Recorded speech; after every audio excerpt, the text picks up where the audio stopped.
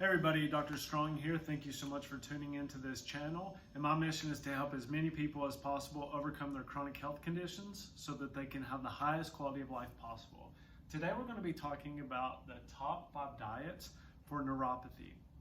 Here in my clinic, we treat a lot of peripheral neuropathy. We treat people from all across the US, and some different ways that we do that are: one, nutrition and supplements, which is a big key when it comes to treating peripheral neuropathy.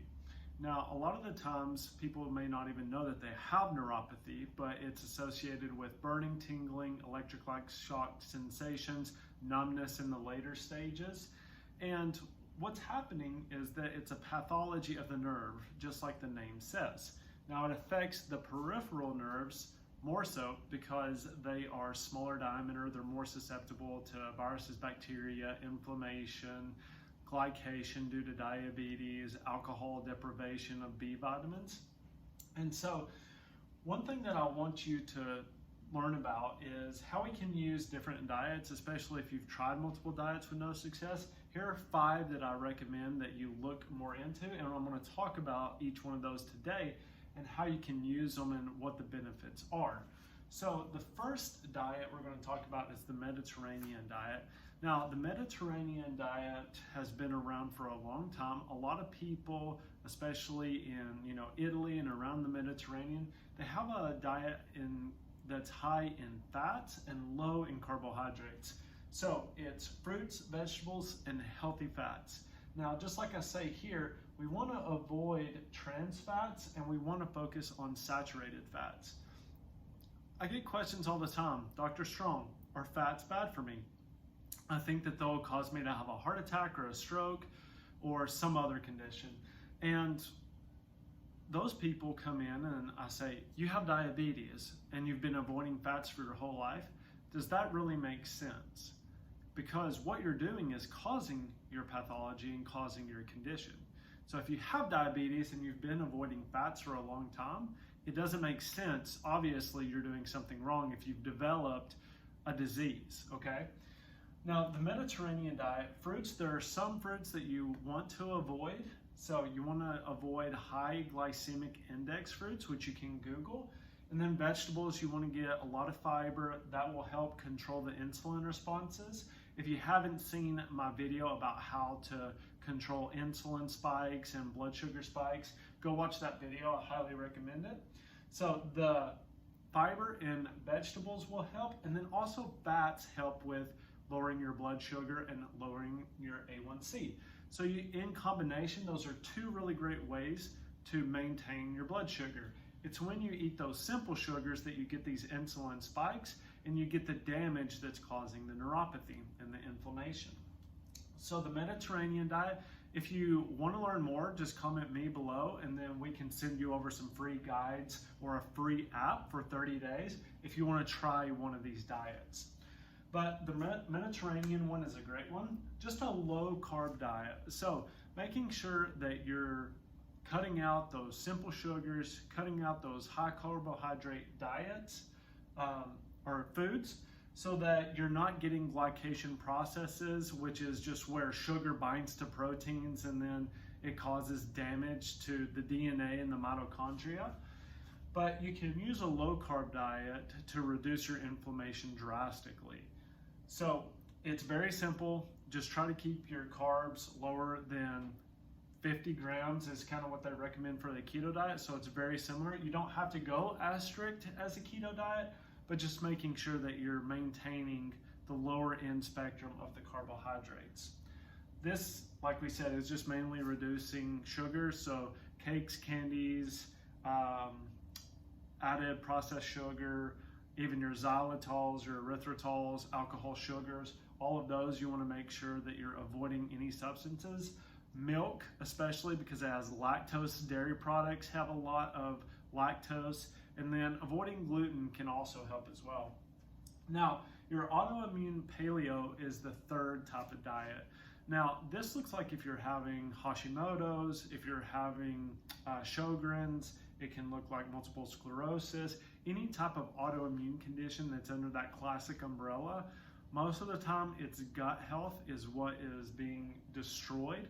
with these types of patients, if you have an autoimmune condition, 60 to 70% of your immune system lives in your gut. And if your gut is wrecked, then you're going to get this autoimmune response, especially if you get leaky gut. Leaky gut will cause bacteria, viruses, and other proteins to get into your bloodstream, and they can reside in your brain, they can reside in your shoulder joints, in your knee joints, in your thyroid, in your liver, in your kidneys. They can go anywhere. Once your gut barriers break down, you basically have free reign over your whole body from any exogenous or outside pathogens. So making sure that you're sealing the gut up. I have some videos about leaky gut if you want to check those out to really solve the root cause of that problem. But an autoimmune paleo is cutting out a lot of your typical inflammatory foods that you see. So gluten, corn, soy, dairy, processed sugars, processed foods. That is what that includes. So the carnivore diet, this is one that is rising. It has a lot of interesting research behind it. I'm not going to say good, but it does have interesting research behind it. Jordan Peterson's daughter has been using this and saying that it has cured her of her autoimmune diseases. And all she does is eat beef, water, and salt. And that's what Jordan Peterson does as well. So it's interesting to see somebody who at such a young age had a hip replacement and an ankle replacement. I think she was in her teens. And now she has got more clarity. She doesn't have those flare-ups anymore unless she eats off of the carnivore diet. And this just shows how unique everybody is and how certain diets can work for different people, and they can feel really good. And you need to eat to live and not live to eat. So if you can make your life about enjoying food and being able to go and do the things that you want because you're not chronically inflamed, then this is the key, and that's the correct mindset to have around this. So the carnivore diet, mainly all you're eating is meat and vegetables. Everybody does it a little bit different, but I would say that you want to try eating the majority of meat and then adding some vegetables in there, mainly your low glycemic vegetables like sweet potatoes, squash, zucchini. You probably want to avoid any type of lentils, because if you've read the plant paradox, then you know that the lectins can cause autoimmune issues and they can cause inflammation. So the carnivore diet is something, if you're just very desperate, that you can try. Keto diet, now this is a little bit different than the carnivore diet. They're very similar, but this is going to include more vegetables that are low glycemic, some fruits, but you've got to keep your carbs low. You got to keep them in under 50 grams per day. And ways that you do that are eating very fatty fish meats, eating avocados, nuts. You have to be careful with nuts because they can have a high carbohydrate volume to them. Some can specifically. Macadamias are the best, and they have the highest fat to carbohydrate ratio. You definitely want to keep your carbs very low with this, and then also you can do more like oils. Now, plant oils, you really want to be careful about that, because the issue with this is that we weren't meant to consume that high amount of oils that we're seeing now. Coconut oil is something really good that you can throw in there. Also, like the medium chain triglycerides, which are really healthy and good for skin health, hair health, everything. But you have to be very careful about using soybean oils, canola oils, vegetable oils. Those are showing more inflammatory properties than almost any other food. So avoiding those refined oils is very key when you're looking at optimizing your health or reducing inflammation. So reducing inflammation is the goal of all of these diets, and you can do it with any of them. So that's the great thing. Now, with most diets, the all-encompassing purpose is the same: reduce inflammation and to basically reduce the amount of allergens or food intolerances that you're having that we commonly see today. And so by applying these, then what we know is that by reducing inflammation, we're going to reduce the inflammation to the nerves. The degradation of the myelin sheath around the nerves is what causes neuropathy. They're basically screaming, saying, help me, I'm dying, there's something going wrong.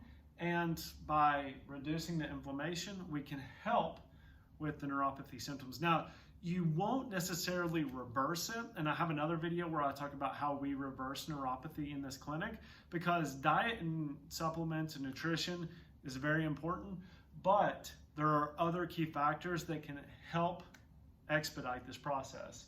Now, we do neuropathy measures, and if you're at 85% and above nerve degeneration, there's really nothing that we can do.